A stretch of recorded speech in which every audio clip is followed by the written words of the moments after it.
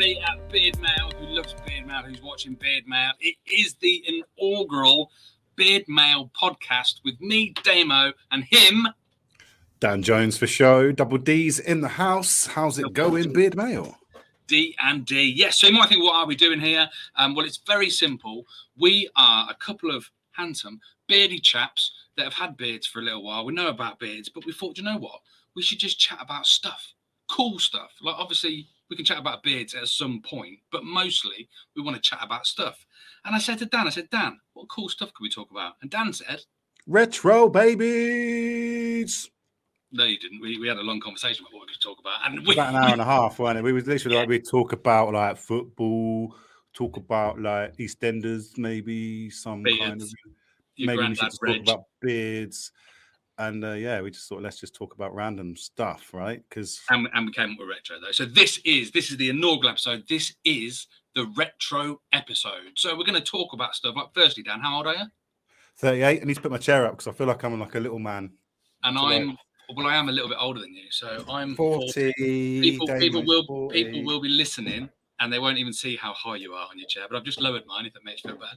We're going to talk about retro stuff. So look, we are from the era of the 80s, right? You were born in the 80s, is that right? I've got love for you if you were born in the 80s. The 80s. 83 in the house. 83. 81 here, which was a great year for memorable stuff. So let's talk retro, Dan. Let's talk about the 80s. What's memorable for you? What's interesting for you? What could spur a good conversation about that era? Alex Kidd in Miracle World. Master System. You're chatting Master System. You're talking computers. But was it Master System 1 or 2? Master System 2 was with Alex Kidd, wasn't it? I can't actually remember what was on 1. That was built in. The Master System 1 was fatter and chunkier, I think. And I think that might still be joysticks, not control pads. Master System 2 was sleek with cartridges, but it was the first thing with a built-in game, Alex Kidd. And it was like a 2D, wasn't it? It was like, but it was cool. And I just remember those little big fist little pad. Two, yes. But you had an A and a B button and a 4-way directional pad, and that was it. None of this modern shoulder buttons. That weren't happening. Also, what did you need a shoulder button for when all you could do was punch stuff and jump? I remember actually thinking about them 2 buttons. I'm sure it was Konami Olympic Games, where if you slide your thumbnail on the back of the buttons like that, it was track and field, wasn't it? Yeah, that's it. Track and field. 100-meter dash with Daley Thompson. That's it. Rapid. Yeah. We played that. Like this was when we had the jumping forward slightly to having an Xbox. So we had the old Midway arcade classics, and one of them, or we might have been when you could download them from the Play Store. And we had the track and field, and it was literally the hilarious javelin and the hurdles and stuff like that. We'd play that for hours. Absolutely hours. It's great fun. Master System, and then it went into Mega Drive, didn't it? Was it Mega Drive after that?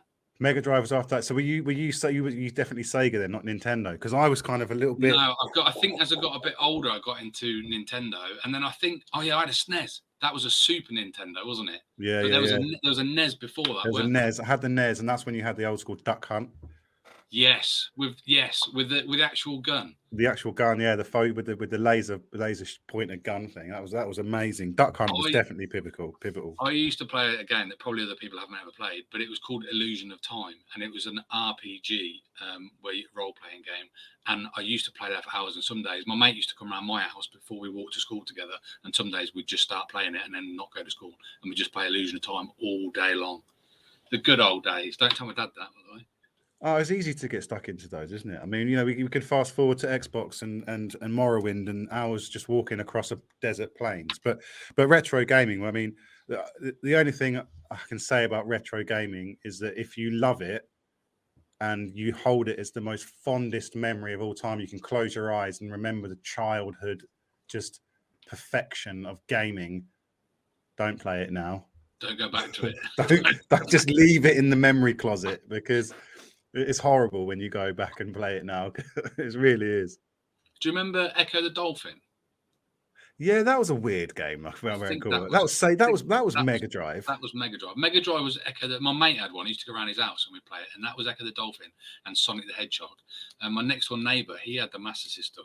I remember actually. I don't know which format did Resident Evil first come out on, the first ever time. PlayStation. Right, so that's getting a little bit ahead, but still, 90s. That's but still original still retro. Yeah, because right, we used to play that. He had an older brother, and he bought that because the games were like 45 quid, and we'd never be able to afford that as kids. But we managed to waggle. No, actually, this was before you could get like a magazine, like a PlayStation magazine. Get the Where demos. it had guides in it, and it had demo games in it, and all that sort of stuff. In the olden days, when you walk to the newsagents and say hello to the newsagent and buy a magazine, but we had Resident Evil, and we played it before memory cards were a thing.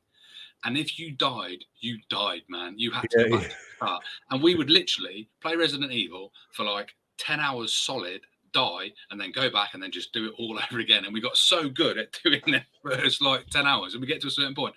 And then the memory cards came out, and you could buy one, and they were really expensive, but we managed to get one.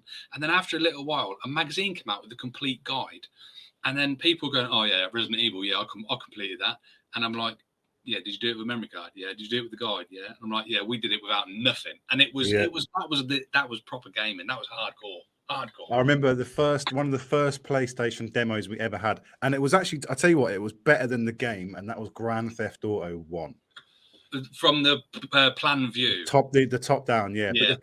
Because I think you got something like 3 minutes of game time, so you literally just pass the controller around to a mate. Right, you got 3 minutes until you're because it was the demo, right? So everyone got 3 minutes. Try and see how many stars you can get, how many cars you can smash and steal, and then pass it on. And it was actually kind of a really good game to play with mates because you could switch it around. And this is a different thing actually. Nowadays, like kids don't understand, I don't think, that passing one controller around and fighting over it and not wanting to give up your go when it's time for your go. Nowadays, they can just sit on their own thing online and play with 1,000 people, and they've got their own control pad and they just play all night. Always playing. Same with the 2v or player versus player fighting games, Mortal Kombat. Yeah. Winner stays on. If you want to get player one control pad, you've got to beat me. It's not my fault that you're shit. Yeah, and the second control pad was always a really pony one that was no good. It wasn't the proper. Yeah, the rubber bits falling off, and there is no block button. Yeah. Try and move. Oh, I can't. There's no thumbstick. Yeah, excuses. Come on. There was Tekken, Mortal Kombat. Do you know what I used to love? And it's not that fighting style, but it was a fighting one. Streets of Rage. I could play Streets of Rage forever and ever. And even, do you remember Road Rash? Oh, Road Rash was a great game. You could just kick and punch on a bomb. Road Rash was banging. One of the best things. I mean, Xbox, I think, was probably where when we moved from cartridge to disc. I think that's when gaming really changed. I mean, you could almost put more on the disc, and you were getting better graphics and better gameplay. But we actually still play some retro games. I don't know if it's retro. It's early 90s. I think it's 91. It's a game called Death Row, and it's literally it's like a game. Did you ever play Speedball? Yes, I remember Speedball actually. Yeah, like with robots and stuff. But so you basically beat each other up, and you've got to put a ball in the hole. So it's essentially it's exactly the same as that, but with a disc. So it's almost like you've got this big like basketball or like a goal at the end of each of the. You mean arenas. Like a frisbee disc? Frisbee disc, yeah. And you literally batter each other, punch, kick, stamp on the floor, get the disc, and put it in. And we still play that now. Like there's me and a couple of mates of mine. We on the weekend we will literally get some beers, sit down, and we will do a league on that. We used to always play ice hockey, but not for the ice hockey, just because we wanted to get for the beating up. Yeah, an actual fight. And even this is going proper retro now. Back before that, we used to have. It was Sensible Soccer, but even before Sensible Soccer, I think it was called Kickoff. When we're talking maybe Commodore 64, Spectrum. I don't even know what it was on, but Sensible Soccer, when you're just literally running up and down in a straight line to ping a ball in. And you think now how the graphics and how things have developed now, it's absolutely outrageous. But gameplay-wise, back then, it was amazing. Gameplay was phenomenal back then. I mean, if you go back one further and you're talking cassette, the Commodore, was it CPC 464? The Amstrad, sorry, that was the Amstrad CPC 464, the Commodore 64. I'm sure we were upmarket. Wait a minute. What's a floppy disk? What? That looks really small. This? Is that this is what is that? It's a new one. Obviously, it was made recently, but it's a Commodore 64. But it's one you can plug in with HDMI in it, and you get the little control pad, and you can get all the old Commodore 64 games on it. So talking retro, it's not retro, it's modern because it's got USB in it. But Commodore 64, where if you didn't rewind the game back enough, you had to start again. But the resilience and the patience it taught you, because you would sit there going, while it's going for like an hour. I'm going to sit here for an hour because this game's going to be so worth it. And then it loads and then it crashes halfway through and you're like, oh, really? Contraire. We used to bang the cassette in and get it playing and then go out and play outside in the street, because it was my neighbourhood, next door neighbour that used to play games with. And that's it. We'd go out for a couple of hours, come back and then play it. And if it hadn't loaded up, you'd go and start again and go back out again.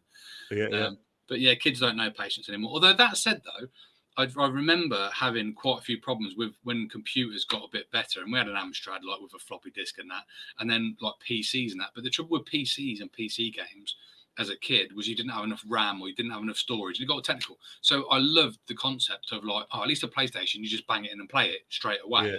But even now, you can't do that. You have to download stuff, you have to update stuff, and it takes so long. And it's like I think they've missed a trick there, because that banging in, like getting a Nintendo 64, just whacking that cartridge in the top and just going and go. Put 4-way on GoldenEye with your mates who's got a 4-way plug and 4 controllers. But you're set for life. Chop. Set for life. GoldenEye, just a pure chop hand that just comes out like that. Yeah, I think the the cartridge, and everyone knows, it's not loading, take it out, give it a good Yeah. Bang it in. Oh, if that didn't work, blow inside the console, make sure there's no dust on the elements. And yeah, they were magical games. I mean, the Super Nintendo was pivotal. Super Mario Kart, the first time you ever had a 4-way on Mario Kart, it's filth. Rainbow Road. There was Ghost Track. Ghost Valley. And there was one, I think there was one where you could be Donkey Kong, who was the fastest one, but crap at cornering, but you never had to let off the brakes. You could do the whole course if you had the right line, and it would just be rapid. We would play that over and over and over. But I remember with Mario Kart, that was migraine city for me. You could have just like so much flashing lights and stuff, and you think of the young kid just like plugged into this thing. I didn't play too much Mario Kart because it used to mess my head up.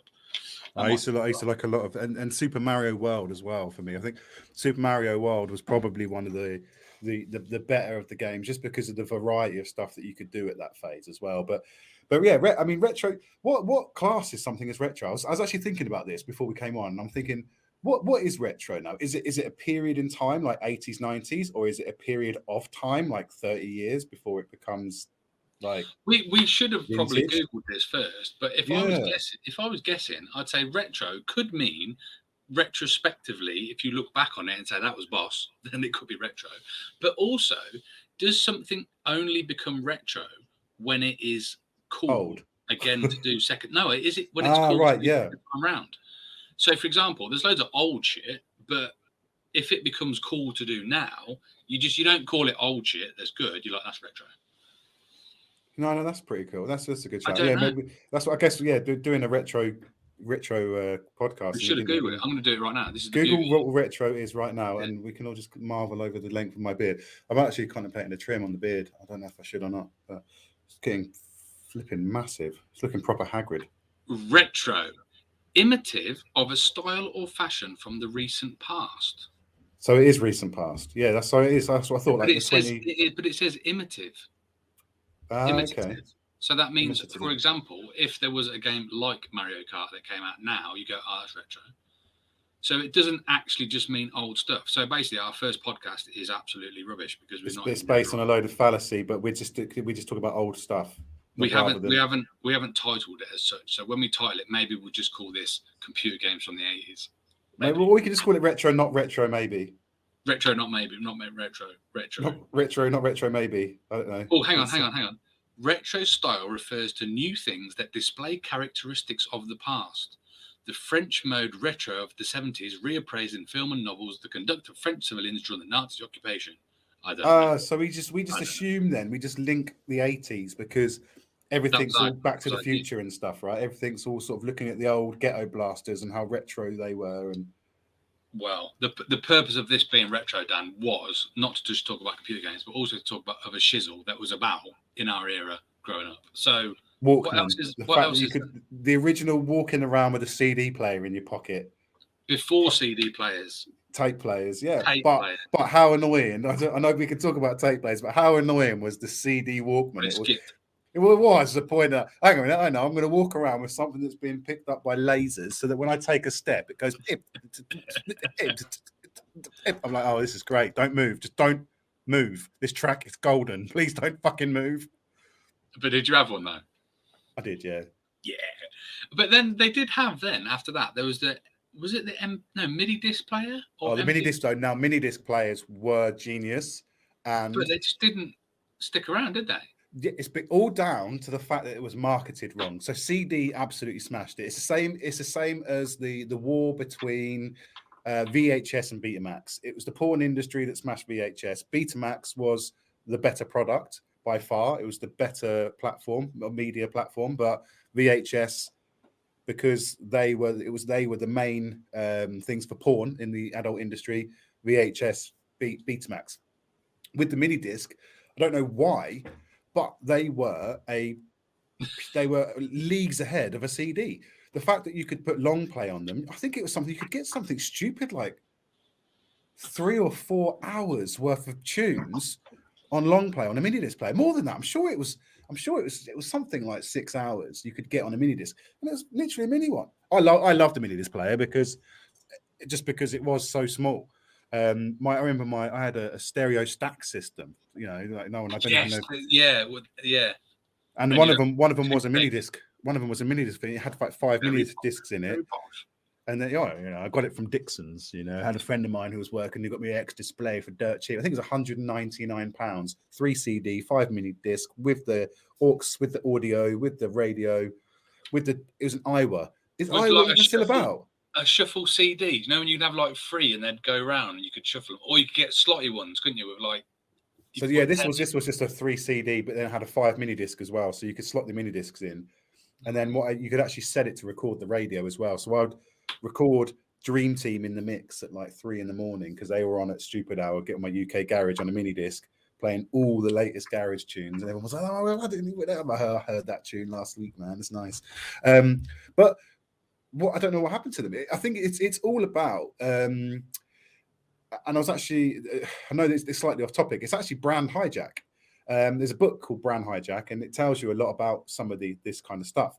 It was the same with, I think it was WAP and SMS. At the time, WAP was way ahead of its time. Do you remember WAP?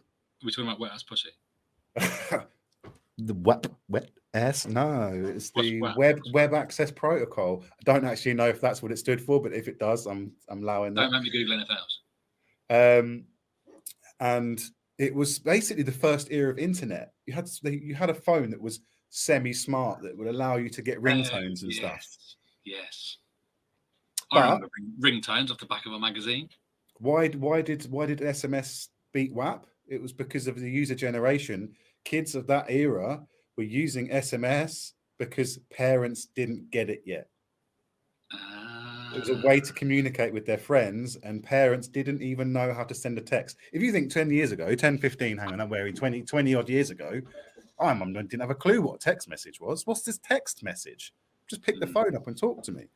You know, so it's it's crazy. It's crazy how we've done that massive leap, and how I went off on an absolute tangent about SMS messages when we were talking about mini discs. But that's my brain. That's how it works. We were talking retro. We've done computer games. We've done CD players. Walkmans were them headphones with a bit of sponge on and a really thin bit of wire. It used to go and then another wire. Can you imagine, like in a few years' time, like no one will have anything with a wire on? Like, what's a wire? They need that anymore. Exactly. Well, it just got in the way, didn't it? But it went for the first off, you had like you say, like the metal band over the top, but then it was the pinnacle of having the split, the ear buds that you could then share with a mate on the school bus, and you could listen. You go on a long trip, and then the great thing about those is that you could feed them into the sleeve of your arm, and then you could just sit there in class with your head in your hands, listening to tunes, and the teacher would never know that you had tunes in your sleeve. You know, and I think that's just throwing me right back. Jones, are you listening to music in class again? No, sir. On the actual flip side of retro, I just saw literally today on Instagram, there's Ray-Ban sunglasses that can take video, take photo, put your sound in your ear and all that sort of stuff. So I do genuinely think that phones will become retro at one point. These will disappear because it'll all be on, like, it will be built into your brain. But let's not talk future. Let's talk retro. And hey man, I answered the phone call for the first time on this today. There you go. Weird. My phone was downstairs. My wrist started ringing. I was like, "What? Hello? Oh, cool. I'm actually just taking a phone call on my watch right now." And then back in the day, did Knight Rider turn up? Oh, that would have been wicked, wouldn't it? All right. So we can talk retro. We can talk watches of the modern retro period. The calculator watch. What was the point? But how cool if you had one, or knew a mate that had one? Yes, they were cool. And I had a friend of mine who rocked up once, and I went, "Mate, what does that watch do?" And he went, "Changes channels on my telly."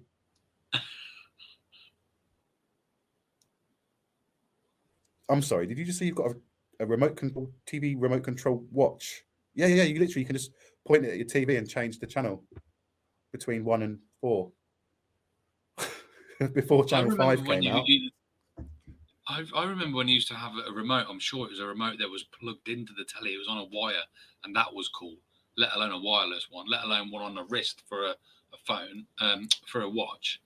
But that was probably early 90s. That I'm sure that must have been early 90s, because I would have been about 11 or 12 then. So, and that's how nuts. Just even then, that was unfathomable. Fathomable. Did you ever have a portable telly? Do you know what we did? We used to go water skiing at a caravan, and I'm sure my mum's fella, he had, and I think it was black and white though. And I remember I think he actually got a colour one, but it was like this, and it was just really crap. It was just really, really crap. Like nowadays, to think that you can get anything in top quality 4K HD on your phone, but yeah, we had a portable telly. I think it was black and white, and it had an analog dial on the front. Yeah, this is what we had. And a big aerial. Yeah. Big aerial, 4 batteries it took in the back. Yeah. Four AA batteries. You'd literally get one episode in, you finally find lunchtime episode of Neighbours is on. You and I belong to be. Oh, that was awesome. What a present that was. But yeah, it is. I think. But what other cool stuff? The Spice Girls announcing Channel 5. Imagine that. Most people every time a new channel. Yeah, I do. I remember that well. Actually, I think I was over at the caravan when that happened. Actually, Channel 5. Yeah, and the pitch was for Channel 5 a movie every night, and you're like, what? Yeah. They were going to be terrible movies, but it would promise you 9 o'clock every night a movie, didn't it? Yeah. But I mean, that's the thing, isn't it? I think having that lack of choice almost then was, I think you were so grateful to have choice. Whereas now, I think, otherwise you'd be down. You'd have to go down to Blockbuster, or you'd have to go. Like I realised that in the 80s, if you wanted anything, you had to go and get it. Yep. Like if you wanted a magazine, you had to go to the shop and buy it. If you wanted a new CD for your stack player, you had to go to HMV or R Price to get it. If you wanted some sweets, you had to go to Woolworths to get it. Like you had to go everywhere to get anything. And people of today don't have to do that. You can just order it through your magic device nowadays. I wouldn't even buy an album. I'd go out and buy a cassette single on cassette. And I'd be like, wicked. I could literally flip that over a couple of times, and I've got 3 tunes. B-side, yeah. B-side, literally, wow. I think it was my first ever cassette. My first ever cassette album. Do you know what your first ever cassette album was? I think it was Oasis, Morning Glory. Mine was. I forget the name of the album, but it was I think it was Traveling Without Moving. It was a Jamiroquai album. It was that album that had like Space Cowboy and Cosmic Girl on. Was it Cosmic Girl? But it was that Jamiroquai. I think it was called Traveling Without Moving. Yeah. That was my first ever album on tape. I had loads of vinyl. I had vinyl from early age because I was a big fan of Michael Jackson as a kid. as a kid, but then you grew out of him and he grew out of you probably. Yeah, well, I kind of got too old. Oh, no, stop. Beep, beep, beep, edit. Cut it out. No, I mean, look, the 80s are not so great anymore. All the greats became, weird, didn't they? I mean, yeah. I know what you're thinking. You're thinking Rolf Harris, Jimmy Savile, all the greats. Oh, come on! How everyone loved. I mean, if we're talking retro, I mean, Rolf Harris was everyone loved a bit of Rolf back in the day, didn't they? Can you guess what it is yet? Can you tell what it is yet?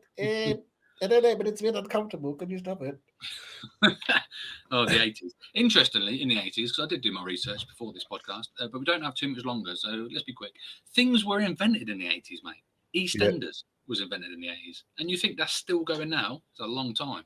Yeah, MTV, that's revolutionary. Like the fact that it's interesting, we talk about like tape cassettes and CDs, but obviously, like you say, vinyls were before that. So you imagine your parents or grandparents that would have been used to vinyls, and then they see these cassettes and think, oh my God, what's this crazy modern stuff? Well, that's really cool.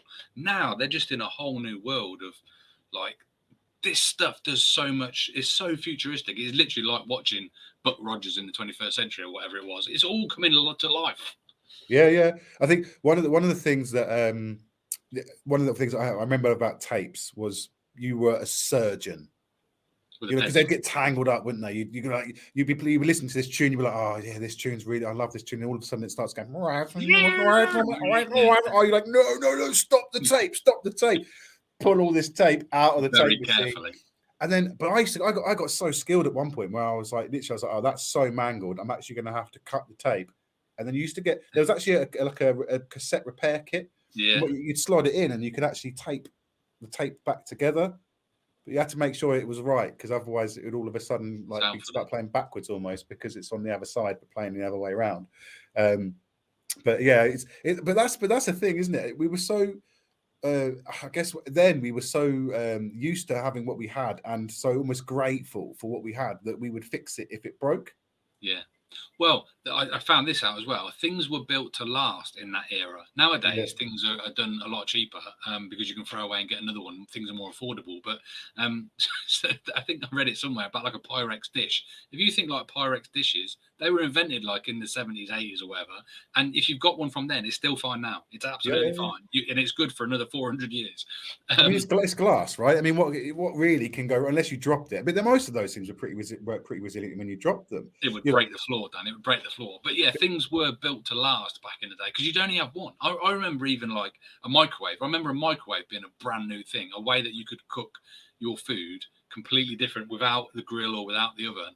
And it was just like, we just did everything in the microwave, bacon and eggs. And we had a special flipping pan to put it in, a special plastic thing for doing poached eggs and everything. It's like, how cool must that have been in that era to have just something brand new that no one's ever heard of or seen, and you can have it in your house and you can make eggs and bacon in a microwave. It's just crazy. The era was crazy, Dan.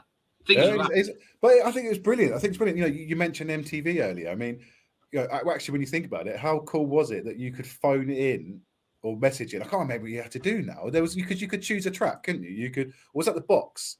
I think it was a box, because there was MTV and then there was a box. They were like the two music channels you had on cable, and then VH1 or whatever it was. Yes, along. I remember that. Yeah. But the box, you could. I'm sure you could. You couldn't text because there was no text, but there was. It was a code. You phoned up, and on every track there was a code. So if there was a tune that you liked, you'd write down like, AXZ1 would be like Sinead O'Connor or something, and then you phone up and go, I'd like to listen to VXAH1, please. And then you'd sit there for about 3 hours going, come on. And then all of a sudden your tune comes on. You're like, fucking yes, my fucking tune just came. It's a bit like getting a shout out on the radio, isn't it? Sometimes you message in and you're like, well, I've listened the whole day and you've not read out my message. I've paid £1 for that. I want my money back. But, Retro.